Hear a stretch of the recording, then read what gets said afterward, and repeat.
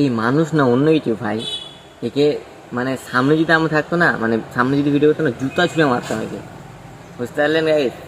এই মানুষের পর্যায়ে পড়ে না এরা একটা ভিডিও, ঠিক আছে?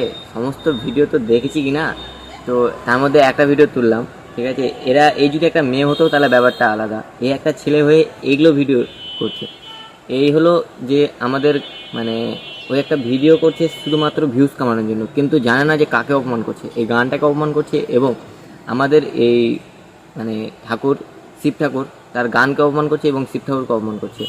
একে সবাই মানে কি বলবো, মানে এগুলো মানুষ মানে বেঁচে থাকার থেকে না থাকা অনেক ভালো, ঠিক আছে? তো সবাই বলো যে আমি কথাটা ঠিক বললাম না ভুল বললাম, কমেন্ট বক্সে অবশ্যই জানাও। আর একে দু চারটা বক্তব্য দিয়ে যাও সবাই, মানে শ্রদ্ধা করে যাও।